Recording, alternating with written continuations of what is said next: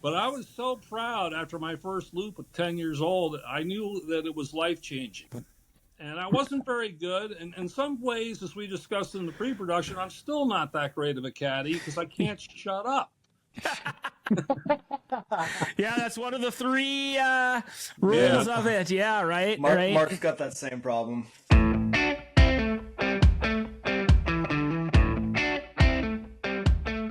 and welcome to the Caddie Tales Podcast. I'm Mark the Caddy, joined as always by my sidekick, colleague, friend, fellow looper Nick. And today we are also privileged to be joined by Jim Keever, former looper, former media executive, player of many pro-ams, and all-around great guy who I've gotten to know a little bit through that X platform. Before we get the discussion started, I do want to, as always, give a shout-out and a thank you to Zero Restriction. Check them out at zerorestriction.com. As the golf season gets started in many parts of the country, it does tend to be a little bit wet. There's no better place to look than Zero Restriction for those needs. They have a whole bunch of other swag that looks great, feels great, fits great. So check them out. Use the promo code BESTBALL20 for a discount. Welcome, Nick. Welcome, Jim. And Jim, you are, I see, sporting something Zero Restriction. Hey, good morning, Mark. Good morning, Nick. Hey, guys. It's really great to be on here. Thanks for having me on. I really appreciate the opportunity to spend some time with you guys. And yeah, Mark, given the fact that I have 2 different rain suits and a bunch of Zero Restriction apparel, and they're your sponsor, it felt important for me to show how much I love the brand. And I think the best things I can say about them is it's very functional. It keeps me dry. It works and it lasts. I still wear a rain suit from 2003, and while they've updated the fashion, the function still works, and it's the best money you'll ever spend to stay dry on the golf course. First thing I put in my bag when I go traveling. Yeah, super important thing. And I know we were just talking offline last May. I don't know if you remember this, Nick, or have as much PTSD about it, but last May, first half of June, it was the worst of my 6 seasons thus far. And as we start the 7th season, I'm hopeful for some better weather. But it just rained just about every day. And it stole your soul a little bit. And so good rain gear, good rain shoes, total need. So anyway, I'm really excited to have you on with us, Jim. You know, you bring just a plethora of experience and background. And, what I want to talk about first, because it really sets you up for a successful career as a media executive. And I think also just helped with your growing your personality and just many, many skills is when you were younger, you were a caddy. And that even led to a little bit of time caddying on the tour. But can you talk? We talk all the time about what being a caddy means to us and the things that we learn and stuff. But I'm really interested in hearing it from your perspective. Hey, Mark, thanks. Well, as we all know in life, experience is what we get when we didn't get what we wanted the first time. And when you're out on a loop and you're freezing cold, you wish you would layer it up. So I'm getting a little warm in this because it is a very good warm weather type thing. So I'm just going to come down here and see if I can get this thing off. And I'll just make sure that, the audience can know where to get Mark the Caddy gear because it's really good stuff. And it was so good that I bought one for a friend of mine. She's from Wisconsin, so she's going to get a surprise gift. And she sees this podcast, and I know your audience is going to continue to grow. Well, there goes the surprise. But anyway, thanks for sending the sweatshirt on a timely basis. It arrived in great shape. You're welcome. Yeah, so Jim's wearing the I didn't come all this way to lay up sweatshirt. So if you're doing a Wisconsin golf trip especially, be sure to grab one. Go to bestball.com. Go to bestball.com anyway. They're our partners and producer, and just they're awesome at promoting this beautiful game. So, Jim. So on number 10, number 11, and 15, you can just take all the other clubs out of the bag except the driver and the mini driver, right? Yeah. Yeah, right. Yep. Yeah, and our right.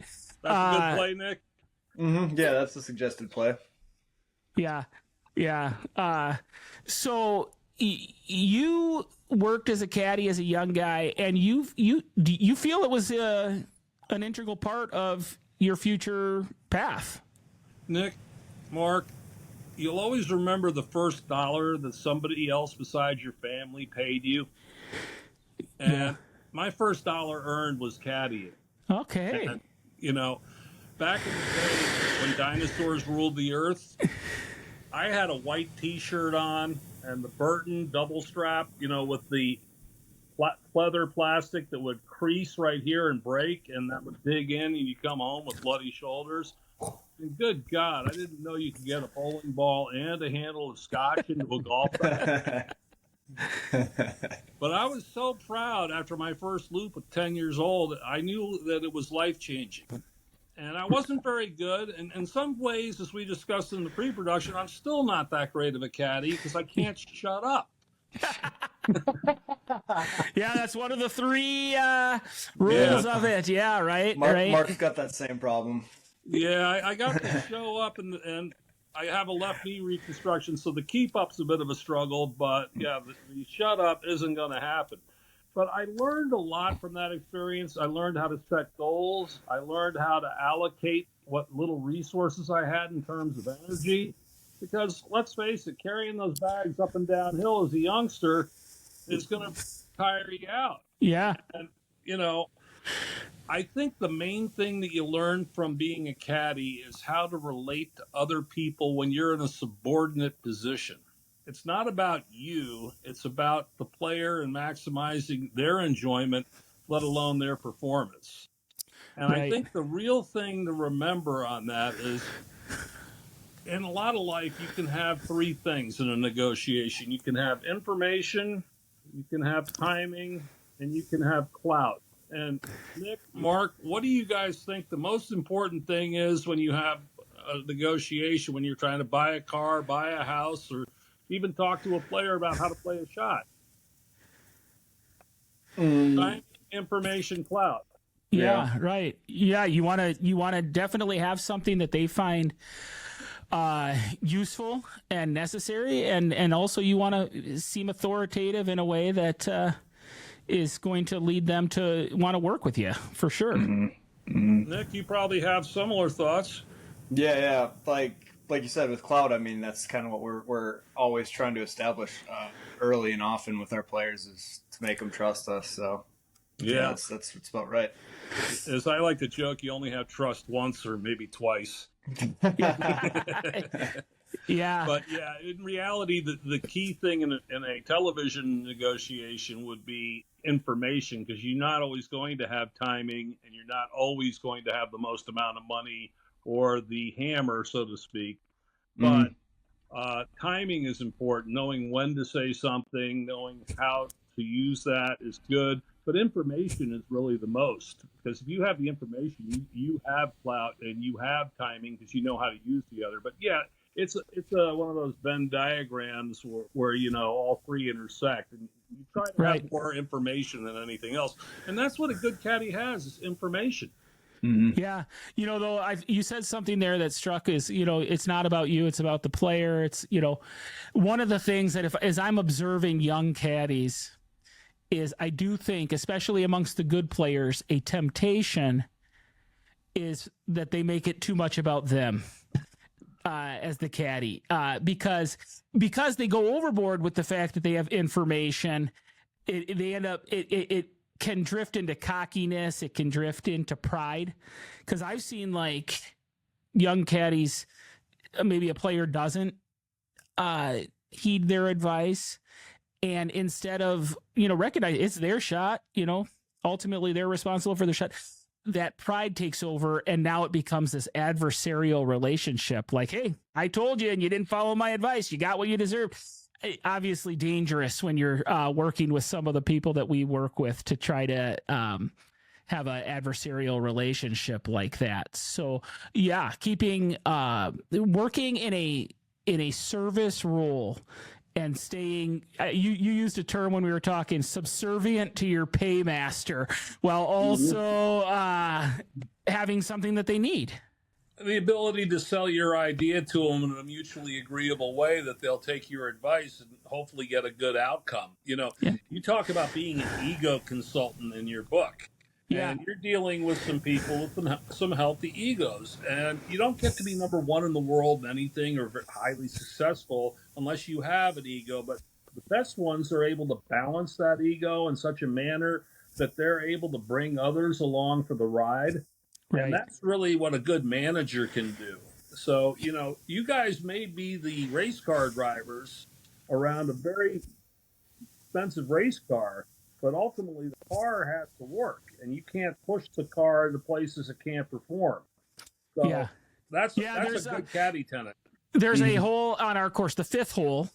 I'm not sure how. My least favorite hole on the golf course, and I don't know what Pete Dye was thinking with the double dog leg around a water reservoir, but it's the hole that's the least in character in Whistling Straits. Well, you know, I always tell people, because it's one that people definitely, not a lot of middle ground on it, and you know, they had to get us to turn around somewhere, you know, along the lake, and that hole serves that purpose. But there's this pond that you know, the big hitters can maybe carry, and there's even danger in doing that, because on the other side of the pond is a narrow fairway that leads into another pond, and so you've got to know not only how far your player can hit, but they got to hit the right line, because if they hit it, you know, on the wrong one, they may carry the first set of water, but they'll end up in the second batch. But I bring it up because I've seen caddies who have caddied that hole the way they would play it, not the way that their players' strengths and ability can handle it. And that's a particular hole that if you don't play it the way that your player can manage, you know, the shots, you're going to end up with a 12 in a hurry, and a whole lot of frustration that is going to, you know, kind of carry into the remainder of the round. So it's like, let's find some mutually agreeable stuff based on some solid information. Yeah, that's gold. Hold on a sec. I want to throw something in here, Mark. It's no picnic when you get to 100 yards and trying to hit that green either, because you can end up badly short-sighted. But here's what I know. As a caddy at Whistling Straits, you're probably not getting a lot of repeat customers. You're getting the guy spending one round. You haven't seen his game, and now on the fifth tee, after watching him the first four holes, you have to figure out what's his carry yardage with the driver. Yeah. Okay. What's the shot shape when the lights go on, meaning what is his miss going to be? And overall, what's his temperament for taking on risk? Yeah. Because, you know, in reality, that shot, when you're standing on the tee as a one-time player, we got rangefinders. Yeah, you're on windy Lake Michigan. Yeah, it's beautiful. And here's the hole that doesn't really fit the rest of the first four holes you played. And now you don't have a comfort level. Yeah. And I think, like, that's why it's so important to have the posture that the role is more of a conversation between caddy and player, as opposed to just simply dictating to them what they're going to do, because you've got to assess all those things. Like, for instance, you want to know a player, and you want to have communicated if they're going to go for it, that they are comfortable with the outcome either way. And if somebody is going to not be comfortable with missing, then obviously, you're not going to want to lead them to places you know that everyone misses all the time. Hey, Nick, one of my best fifth holes of the round story goes to the TPC Scottsdale Pro-Am. Back then it was the FBR Open. And I've got a real tour looper caddying for me on his day off. He's come out, and we get to the 15th hole, and I stripe one down the middle for the first really good shot of the day. It's actually the sixth hole. 15 would be sixth. And then he hands me the hybrid. And as it's still rising over the flagstick on this par 5 second shot, and it hits the shot link tower behind the green, the pros, the caddy for Todd Hamilton, turns to him and he goes, "Hey, let me guess, you clubbed him on the miss hit." Yeah, right. And that's what he had to do, because I'd been chunking it around. Yeah. Don't trust the caddy. You should know better. So Nick, by the way, why don't you share real quickly with our listeners? And you took on a new role. You're preparing for a new role at the course this year. What is it? I've got a lot of studying to do. I'm training new caddies, so that should be pretty fun. Yeah, I'm looking forward to that. Should be the next couple weeks. So Jim, if you could tell Nick one thing to impart to these new caddies that are coming in, can you narrow it down? And one thing as a potential golfer at Whistling Straits, what do you want Nick to make sure your potential caddy knows? The beatings will continue until your morale improves. That's good. I'll let him know. Yeah, actually, the main thing is they're as scared to not make mistakes if they care. So one of the best things a teacher told me is I have to find out how much you care before how much I can invest in you to help you learn. So in reality, Nick, God bless you. I hope you have like a cat of nine tails and something soft to make the pain go away. But thank you. We used to teach cameramen when I worked as a TV cameraman for network, observe and do, meaning if you're going to get them out on the course, they have to learn by watching and doing. You just can't walk onto the course and expect to be a success. Yeah. You have that quadrant where you have to stay out of the player's backswing, forward swing, miss shot, and that quadrant, to the right of the open side of the club face is very important, not to move when they are ready to play. Let the experienced caddy take the lead, but help him. If he's got to rake a bunker, maybe you switch and you rake the bunker, always away, never towards, and nobody gets hurt. But here's the point. You'll change these young men and women's lives, and they'll remember you. You remember somebody who teaches with kindness. Yeah. And it's not always hitting them over the head until they get the object lesson. Because otherwise you get a cat or a dog that says, duh, and shadow boxes a lot. Yeah. I think that's an important point, too, about observing, especially from the seasoned people, is, have the humility as a, new guy. That's one thing that because I didn't come from a major golf background, it was natural to me to want to watch the really good caddies and learn and grow from them. I think sometimes that may not be as natural for some of the younger guys who have a golf background. They may have the idea that they know enough for everything, but that humility is so important. I was telling you, Jim, you started at 10. My son is 12, and I feel nervous about the fact that this summer he can start caddying at our local club. I look at him and I'm like, first of all, the bag is gonna he hasn't hit a growth spurt yet, and the bag's gonna be bigger than he is. But also, you just know the people who belong to this club. I know some of the names of the people who belong over there, and they're, top executives for major U.S. corporations and significantly successful people.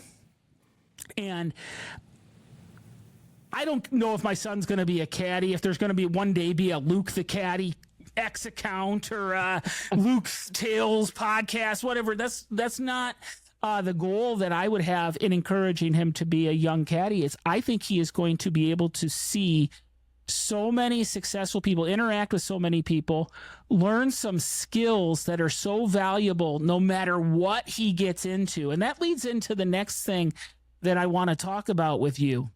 You have been able to, go on to a career in media.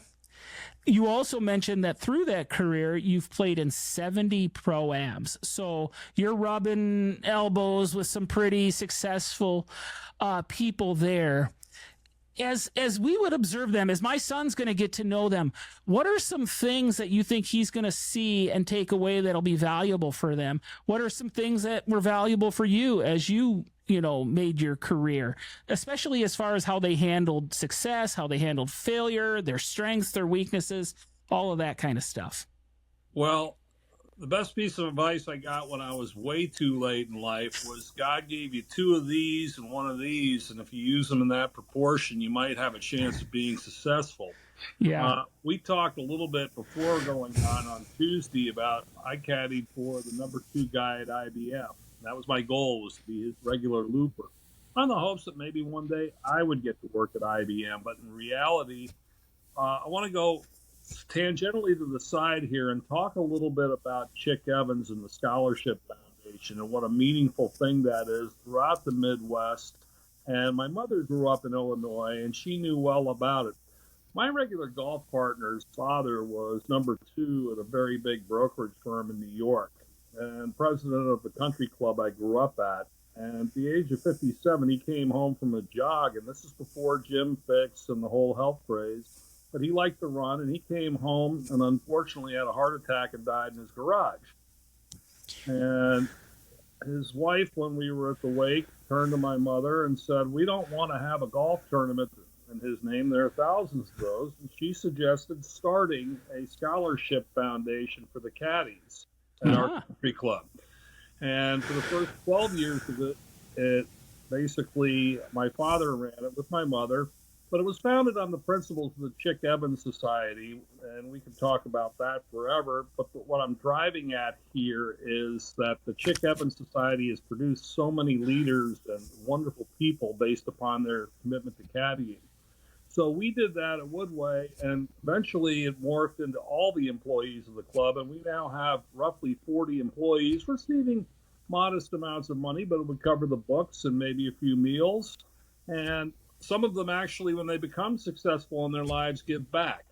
So in terms of your son, the advice I would give to him is get some waterproof shoes, put on the 0 restriction on the days it's wet, and try and soak up as much as he can from these executives and members, because they are successful in life, and just knowing them will help him later in life, because who knows, in another 10 years, he'll be through school and probably looking for work. And maybe one of them would remember a fine young man who was able to caddy. And maybe there would be an opportunity and an open door, because my daughter just got hired, and my wife and I were thrilled, but it didn't come from my contacts, but it came from knowing how to work those contacts. Yeah. And so doing the right things as a caddy will help him. Yeah, you mentioned the Evans Scholarship, and that's certainly a goal I have for him for obvious reasons. I hope that he'll adopt it as a serious goal. You mentioned the contacts, though. One of the things that I love about networking as you gain some credibility or perhaps some respect from people is, I mentioned on Twitter last year something about the Evans Scholarship, and my son, that I hope he would follow in whoever I posted about who got one. All of a sudden, I'm getting messages from people at the local club who follow me, telling me, "We'll get your son the loops. We'll help him. We'll do," you know what I mean? And it's like, this is so awesome that you can, meet all of these people through this game. I love that golf is so also inherently social, in that you're meeting all of these people, and there's something that you can take from each one of them, and there's something hopefully you can also offer to them that is valuable. But really, the game is a blessing in that regard. You learned how to see people who play to their strengths, minimize their weaknesses, don't dwell on maybe the negatives as much. Is that a trait that you've seen among successful people? Absolutely. And, when you coach Little League, you want so much for your boy. He's fully grown now. He buys commercial time on television, so he's now the 3rd generation of Keevers to infect your minds with commercial messaging. And so every time you see a Burger King spot, you want to remember that the Keever family's still out there trying to improve commerce. But, Nick, you talk about successful people, and you've seen a bunch. The ability they have is to flush their mistakes, and that was something we harbored on in Little League. You talk about teaching caddies. Well, in baseball, there's not a lot of action going on, and then suddenly there's action.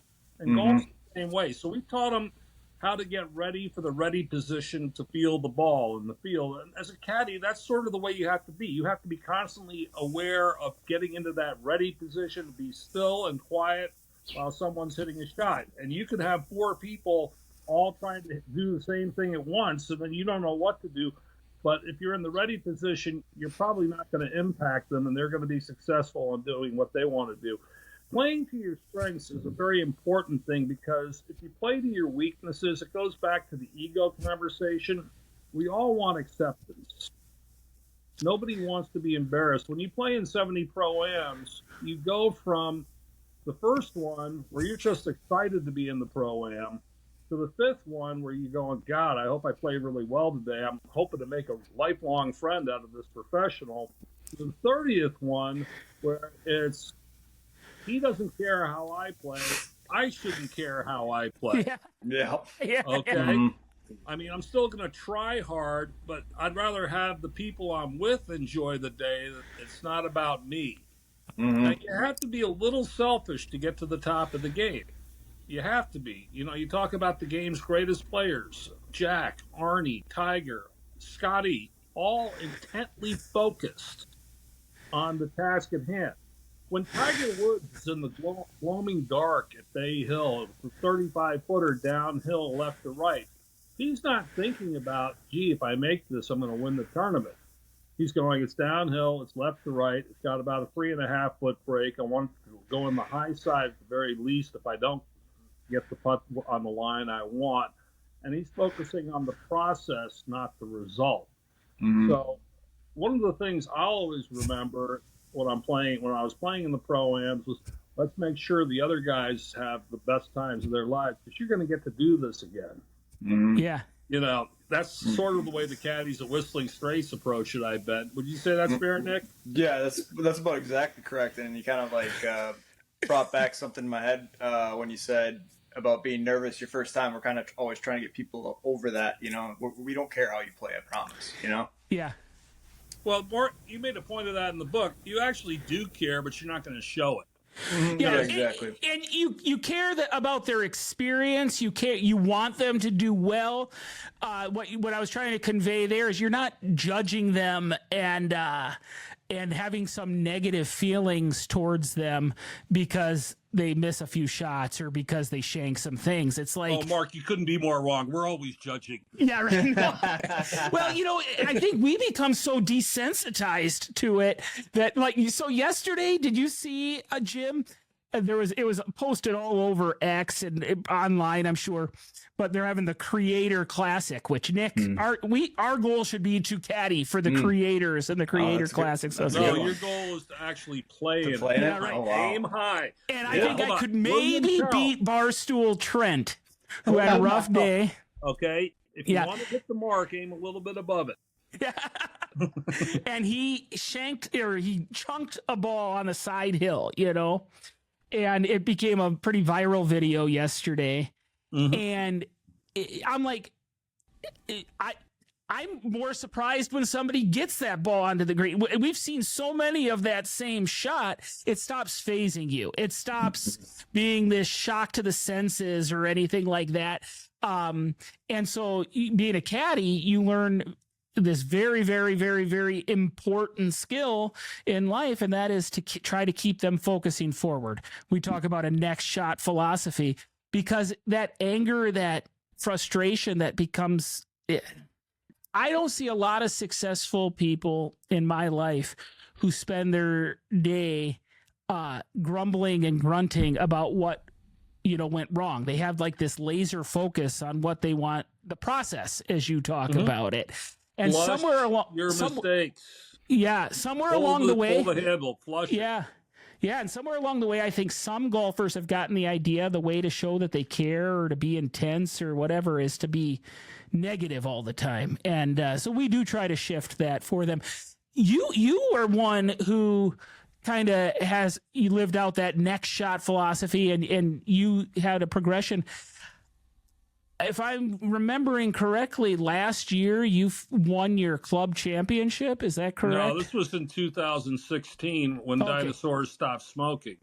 But Here's what I will say. Going back to the creator content thing and everything yesterday, let's give a big shout out to Colin Morikawa's caddy, JJ Jakovic, who had a hole-in-one on 17. Can you imagine carrying a bag for 9 holes on a practice round and then suddenly having to drop and hit a 140-yard shot over water? And it's not an island green. It's actually a peninsula. They don't roll you out in the boat, but like Coeur d'Alene. But it is another great Pete Dye golf course, and I play one all the time. And Pete I don't think Pete played golf. I think Pete was probably some sort of master sadist. Yeah. But short story long, 93,000 dump trucks creates a lot of majesty where you guys are. Oh, sure. You know, the thing that was... Next shot. Yeah, right. And the thing that was beautiful about JJ Collins' caddy getting that hole-in-one is that they had some major disappointment last week, and I know some controversy because Colin didn't want to talk to the reporters afterwards. So not only did they have an outcome that was disappointing in that he didn't win a tournament that he was winnable, then they had the negativity that followed them from him not wanting to talk to the reporters. They were kind of getting slammed. I don't know what in the Rory McIlroy you're talking about. Yeah. But then JJ steps up and hits that hole-in-one. And isn't that the beautiful thing about golf? You can go from 1 minute feeling terribly low to all of a sudden one shot away from a total euphoric celebration. It's a beautiful game in that regard. I love it. I love it because every day the same course is different. And speaking of that, up in the background, I've got Rory doing push-ups on the Optum commercial here from the Players. Just as a quick heads up, Justin Thomas leads at 3 under. But that'll be after the round. We'll focus on that. But the football field doesn't change in parameters and court. You know, the basketball court's always going to be 94-50. The football field's going to be 53 yards wide, 120 yards. But the same golf course changes every day with the conditions. And I love to play my home club up in Connecticut. So I get to the 4th hole just as the sun is peeking over the trees in autumn because of the way it illuminates the leaves. There's so much more to golf than what you shoot. And it took me till I was 60 years old to figure that out. And going back to life and not dwelling on your mistakes, I won the club championship in 16 after some personal choices that really positively impacted my life. And you know, I'm coming up on a birthday this Saturday. Later this fall, I'll have another birthday where I'm 10 years sober. And I don't want to define my life by that because I think I did a lot of good before I quit drinking, but I also have done a lot of good after I've been drinking. And, you know, that winning that club championship after 40 years of trying is another thing what successful people do in life. They don't give up. Yeah. They don't let the setbacks define them. They learn from them and grow stronger. My daughter goes to High Point University, and I hope one day, Mark, you and maybe Nick can tag along and come down and see the majesty of the place that Nito Kubain and his wife Mariana have built. It's an amazing God family country school. By the way, this is me getting another shameless plug in, so I hope I left my darn High Point hat on, but High Point has never been to the NCAA tournament. Right. And last year they won the Big South regular season and lost in the semis. What a tragedy. And this year, they got to the finals, and with 17 minutes to go in the second half, they were down 15 points. Yeah. And the coach, Alan Hust, who came from Creighton as an assistant, subbed in his entire second team. And for the next 16 minutes, they overcame a 15-point deficit in 3.5 minutes and went on to win by 10 to send High Point University to their first NCAA men's basketball tournament. Yeah. An amazing story. And it goes to the tenet of the university, extraordinary life skills. And when you go to graduate, the morning of the graduation, they have a service. It's not a religious service. It's honoring the students, the senior class in whole. And it's called Onward Faithful Courage. Yeah. I know Nito Kubain would emphasize that these players showed tremendous faithful courage in battling onward through adversity. So if you get a chance, Nick, check out High Point University. It's one of the most amazing transformation stories ever from 2004 to today. In 21 years, they've turned this place into an amazing, wonderful learning environment. So good that my daughter got a free master's tuition for completing her 4 years with a B average. Yeah. Yeah. Perfect. Yeah, it's an amazing place. High Point University is going to do some damage in the NCAA tournament, and it is basketball week. If you want to talk March Madness, I got my Demon Deacons from Wake Forest playing North Carolina today at 2:30, and I'm locked in on that. You smile, Nick, like you like your basketball. I do. I'm a big Marquette fan. We actually play today, too. We got Xavier, so it should be fun. Both of my daughters are Big East students, and Butler is at noon, and Marquette's at 1:30. Maybe Butler's at 11. So I gotta tune in with them. And I threw up a poll on X the other day. I was curious because a significant majority of my followers are golf, inspired. But I said, "What's your favorite March sporting activity?" And boy, oh boy, it's not even as good as it used to be with so many changes in college basketball. But the first round of the NCAA tournament won the poll in a landslide, and of course it did. Yeah, we just love events like that, and I think we love obviously the possibility of all the drama that can happen, and the little guys like High Point. I'm also going to root for Lipscomb out of Nashville because we got a resident of Sheboygan, a graduate of Sheboygan Lutheran High, where my daughters have gone and go. And so he was their player of the year in the conference. So the little guy can do great things. And it's in that way, we're kind of making our own movie. And there may be a happy ending. There may not be one, but we can kind of control our attitude and our effort and all of those things. Well, let me touch on that because you're really good at remembering all the things I wanted to talk about. I applaud that. But, one of the most amazing things about March Madness is the fact that successful people don't always judge themselves on winning the championship either. There's a book called The Right Mountain, and I highly recommend it for those trying to experience personal change and improvement. And it's the story of a Canadian guy who decides at the last minute to join his son's effort to climb Mount Everest. And we all have our Mount Everest to climb. The scratch golfer at your place, his Mount Everest is trying to be within 2 or 3 shots of par. The 18 handicap wants to break 100. It's a question of setting your expectations so that you're on the right mountain. And without giving away the whole storyline, neither make it to the top, but both feel that they personally summited Mount Everest. Yeah. Now, going back to basketball, okay, the problem with the tournament, and all sports besides college football, where 42 teams win a bowl game, is your season ends in a loss. Yeah.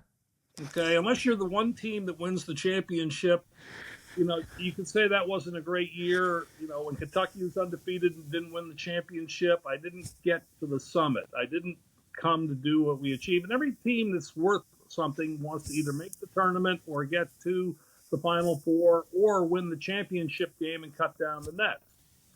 And the poignancy of, the outstanding ecstasy of winning a game you're not supposed to win as a 13 seed against a 4 or 12 versus a 5. And High Point's going to be coming out of the 13 or 12. So if you're picking guys, everybody's seen this team, and now there's going to be a lot of weight on High Point. So, but the tears on the bench afterwards, the crying cheerleaders, the players being consoled by their teammates and coaches, the raw emotion is what makes this spectacle so amazing. And in the harsh reality of that moment, we didn't get to where we wanted to be. But we learned about ourselves along the way. And I think what they'll find is, upon reflection at the team banquet, which will happen later, is, hey, we were a band of brothers and sisters that played together and won and lost together and supported each other. Most of the time, there are teams that explode and implode. But winning and losing doesn't define who you are. It's the effort and the ability to help others that will define you. And that's really the point of the tournament. And those of you who really like basketball will know about One Shining Moment, a song by David Barrett. Yeah. And it's the montage at the very end of the telecast postgame show, where they replay all the great moments to a song written by David Barrett. and he was actually working on trying to impress this waitress in a bar in the middle of February watching Larry Bird play basketball. And the parable here is that he sold the song to CBS, and it was supposed to air after the Super Bowl. And he told all his friends to tune in, and here it is, the great Super Bowl, and they go off the air. No one shining moment. Crestfallen. Well, sure enough, they talked to the producers. They said, yeah, we're sorry we couldn't get it on. Network wanted to get to their primetime show. We apologize. So we might try it in basketball. And sure enough, they did. And it's been a staple ever since. And it's amazing to watch. The winning team always stays in the arena, all their fans and everything. But the real basketball fans will stay too to watch one shining moment in the arena. Most people, it's almost midnight, quick, they go to bed. But if you watch it, so he got his one shining moment. And basically it's endured as the signature piece of the tournament. Yeah. So, and you said something, Jim, that's great. And I think like the expectations that we have are going to help us to define success better. That I talk about that all the time on X, that the hardest part of our job, I think, can be the unrealistic expectations that people have, because it sets a tone for the round that you just can't meet. But also you said something that I do want to circle back to real quick is, you know, before sobriety, after sobriety, there was good things before and after. We tend to have an all or nothing mindset. And I was confronted with that when my life fell apart, that, you know, it was so dark and so bad that that's all I felt I was. And I also lived with the reality that there were some people, that's all they're ever going to see me as, is that worst set of moments in my life. As things have progressed and as healing has happened and a lot of good things have happened, I can look back on life now. Actually just got a phone call from somebody from my past a week or two ago who wanted to share something very meaningful with me about when their son died and the role that I had with that son, and wanted to thank me years later because of something very transformational. I share all that to say is it reminded me there was good before everything. And the fact that things fell apart doesn't mean that there wasn't good beforehand.